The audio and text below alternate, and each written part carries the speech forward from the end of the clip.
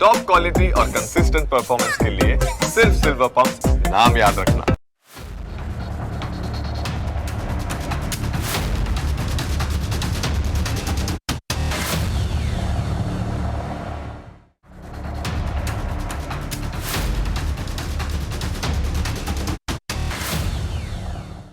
મધ્યપ્રદેશમાંથી એક ચોંકાવનારો કિસ્સો સામે આવ્યો છે. વાત એક મદ્રેસાની છે, જ્યાંથી મોટી સંખ્યામાં છોકરીઓ ગાયબ થઈ હોવાની આશંકા વ્યક્ત કરવામાં આવી રહી છે.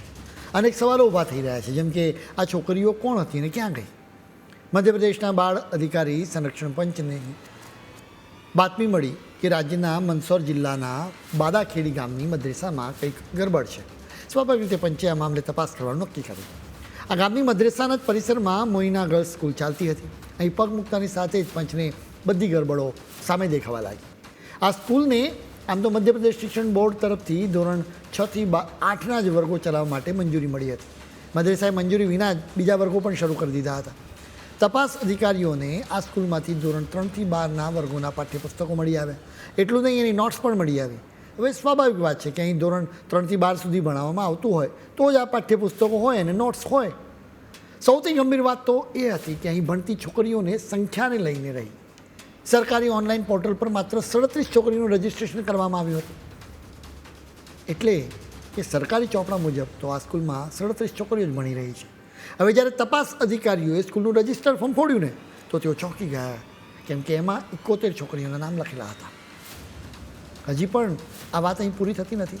પંચના તપાસ અધિકારીઓએ આખી સ્કૂલની તપાસ કરી. તેમને મોટી સંખ્યામાં સ્કૂલ બેગ્સ, બોક્સ અને અંગત ચીજવસ્તુ મળી આવી.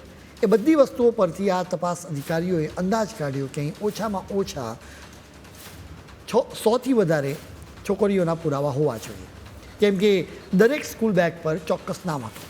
બાળ અધિકારી સંરક્ષણ પંચના તપાસ અધિકારીઓને અહીંથી માત્ર છોકરીઓની ચીજવસ્તુઓ જ મળી, પરંતુ તેમને એક પણ છોકરી જોવા ના મળી. એટલે સૌથી મોટો સવાલ એ હતો કે ઇન્સ્પેક્શનના સમયે આ છોકરીઓ ક્યાં ગાયબ થઈ ગઈ. આ અધિકારીઓએ જોયું કે આ જ પરિસરમાં છોકરીઓના રહેવા માટે પણ વ્યવસ્થા કરવામાં આવી હતી. હવે એવા કોઈ પુરાવા મળ્યા જ નથી કે છોકરીઓના આવાસ માટે, વ્યવસ્થા માટે સરકારમાંથી મંજૂરી મેળવવામાં આવી હોય. પંચના અધિકારીઓએ હવે આ ગર્લ્સ સ્કૂલ ચલાવનારા લોકો પાસેથી તમામ વિદ્યાર્થીઓની વ્યક્તિગત ફાઇલો, તેમના વાલીઓની જાણકારી, તેમના આઈ કાર્ડ, એડમિશનનો રેકોર્ડ અને હોસ્ટેલમાં રહેવાની વ્યવસ્થાના દસ્તાવેજો માંગ્યા. જોકે આ સ્કૂલ ચલાવનારાઓએ કોઈ જ દસ્તાવેજો આપ્યા જ નહીં. નિયમ મુજબ તો આ તમામ દસ્તાવેજો સંસ્થાની પાસે હોવા જોઈએ. આ ગર્લ્સ સ્કૂલને મધ્યપ્રદેશ શિક્ષણ બોર્ડ તરફથી મંજૂરી આપવામાં આવી છે. એને નોર્મલ શાળાનું શિક્ષણ આપવા માટે જ મંજૂરી આપવામાં આવી છે, પરંતુ અહીં તો ઇસ્લામિક શિક્ષણ આપવામાં આવતું હતું. અહીં એના જ પુસ્તકો જોવા મળતા હતા.